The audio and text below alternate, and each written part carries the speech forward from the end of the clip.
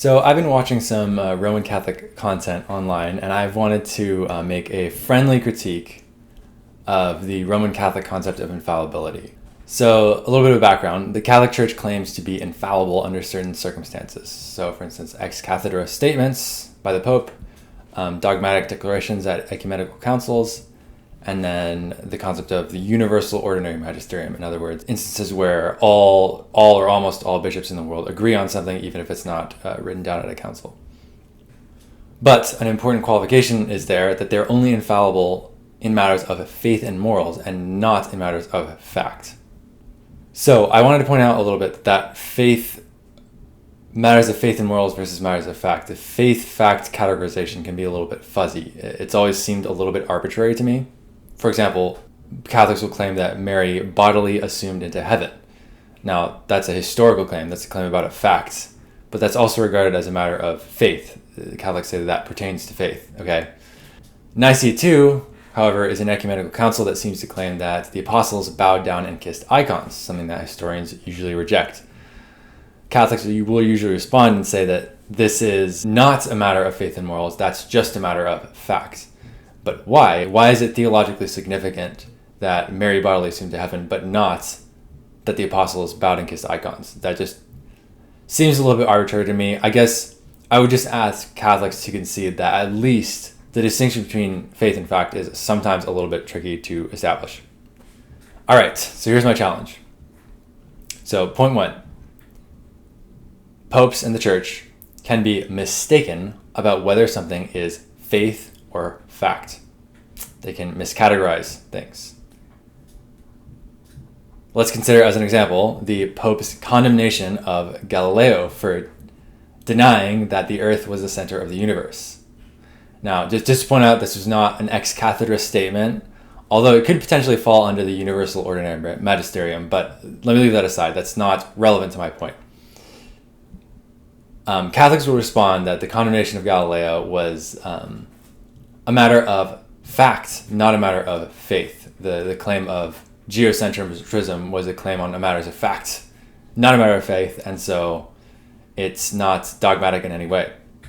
However, the church at the time clearly did see it as a matter of faith, right? The condemnation of Galileo used language like it's formally heretical to believe that the earth is not the center of the universe. It is against the faith. It is against the scriptures. And specific scriptures were cited, like Joshua 10, Psalm 93, and Ecclesiastes 1, to prove that the earth was the center of the universe. So the church at the time clearly thought that the position of the earth at the center of the universe was in fact a matter of faith, not just a matter of fact. Okay, so a Catholic could just admit, all right, fine, the church was wrong not just about the earth being at the center of the universe, but also about the fact that it was a matter of faith. They got that wrong. They miscategorized something as being faith rather than fact. Okay, granted, no problem so far.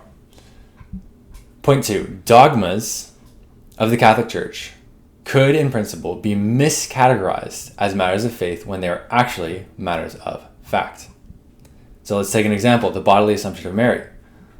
Let's suppose that this is actually not a matter of faith, it's actually a matter of fact. Well, if it was a matter of fact, then infallibility does not protect it. And so it could, in principle, be false. 3, here's my conclusion. Even accepted dogmas in the Roman Catholic Church might be errors disguised by a miscategorization of matters of fact as matters of faith. All right, so notice how this critique works. I'm accepting Catholic premises here. I'm accepting the faith-fact distinction. I'm accepting infallibility on matters of faith. I'm not challenging infallibility itself. Rather, I'm challenging the meta-level ability to know when infallibility applies. And I would argue we have historical precedent to support the claim that the church can in fact miscategorize facts as matters of faith. All right, here are some potential objections I want to anticipate.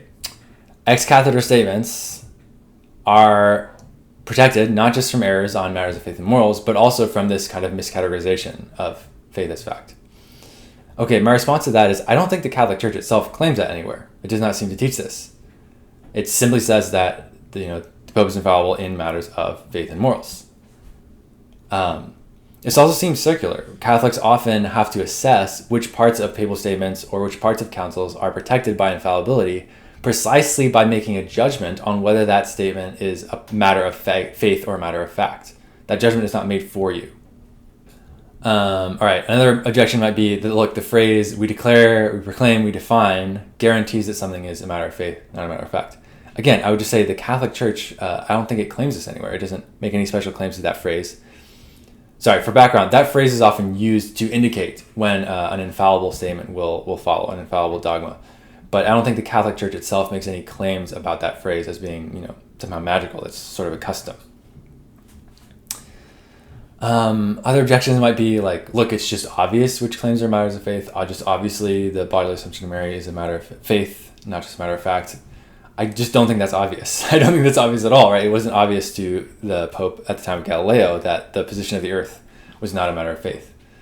All right, that's my critique. Catholics, let me know what you think. I'm curious. Do you find that problematic? Do you have a solution? Let me know in the comments.